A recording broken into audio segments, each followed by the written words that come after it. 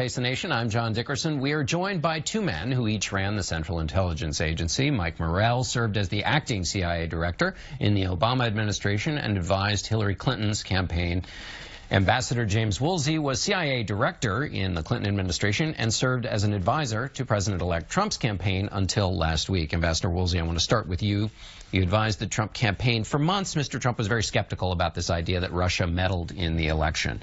Ryan Priebus said today that Mr. Trump believes what everybody believes, that the Russians tried to meddle in the election. What do you make of that change of mind? Well, first of all, let me say I worked a bit on the campaign, but I was not an advisor on the transition because they were not coming to me for any advice, so I took my name off the list. I didn't want to fly under false colors. I think that the evolution of his views is really quite clear. I think he started out with one set of views, and they've evolved as he's learned more. I think a lot of people were enlightened by the 25-page memo that the intelligence community put out, and made it a lot clearer how involved the Russians have been. I've been saying for some weeks that disinformation, otherwise known as lying, is a more permanent fixture of the Russian propaganda system, and that is something that they have now transitioned over into using it or adopting that technique with cyber, not just with publications and so forth as they have for the last 50, 60, 70 years. Mike, how should people understand the level of certainty here? I mean, with this report, as they think about how to interpret this, and Donald Trump has been skeptical, so how tight is are the findings here? When you read the report, it seems thin in evidence. Right? It's mostly the assessment. Here's what we think. The evidence isn't there because it's classified. So the declassified report has taken out the evidence. What caught my attention was the intelligence community saying they have high confidence in these judgments. Sure. And we don't attach that label to just any judgment. To have high confidence, you have to have multiple sources, you have to have direct evidence, more than a circumstantial case. So I think the case that the Russians meddled in the election broadly, not just hacking the DNC, but broadly in all the ways Jim talked about, is solid. Ambassador Woolsey, let me ask you this question. You mentioned Donald Trump's evolution on this issue. When when it was first announced that there were these findings, he wasn't just skeptical about the information, but he made a broader claim about the intelligence agencies. His transition put out a statement saying, remember, this is the crowd that got weapons of mass destruction wrong in Iraq. Donald Trump has said that, in his view, is the worst blunder in American history. So he has tied the findings to what he thinks is the worst blunder in American history. We've heard in reporting that has not been well received. Is that right? What's the fallout from that larger claim he seems to be making about the worthiness of the work that the intelligence agencies do? Well, it's a complex set of issues.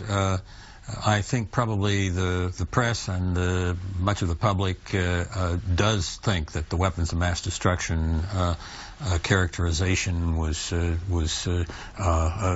very wrong. The problem is that it's an old Soviet agitprop phrase, and it covers chemical, bacteriological, and nuclear. And there were chemical and bacteriological weapons in Iraq, quite clear. What there was not was nuclear. And people really need to get into that in order to explain thoroughly what their views are, and I don't think we haven't seen that yet from Donald Trump. So John, the president-elect has done two things, right? He's questioned the capabilities of the intelligence community publicly. But the other thing he's done, which is actually more damaging, I think, is he's questioned the intelligence community's integrity by implying that their assessment was politically motivated. And that's a gut punch to people who go to work every day, nonpartisan, apolitical, trying to call it like they see it. So there are two different issues here. The president-elect is wrong about the capabilities question. The CIA, for example, looks at every single judgment they make a year later, and they say, did we get it right or did we get it wrong? And the batting average is very high. It looks like a free throw percentage in basketball. And on the integrity question, he's just as wrong. This is the most apolitical institution I know. It actually is not a political bone in its body, and so he has both of those points wrong, and it has undermined morale in the intelligence community and at CIA, and that's a big issue. I think you're going to find that the 140-character rule of tweets that basically governed a lot of the behavior during the campaign is looked at differently as one moves into governance. One can conduct, and Donald Trump showed it successfully, a campaign for president on largely 140-character statements. But you can't really govern that way. And he's in the middle of several transitions.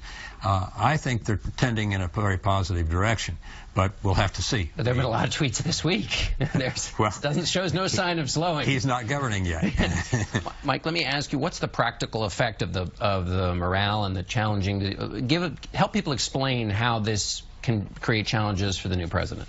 So the first is, I think that if the men and women of CIA don't believe a president is listening to what they have to say, to the facts they put on the table and the fact-based analysis that they put on the table, their interest in working there is going to go way down.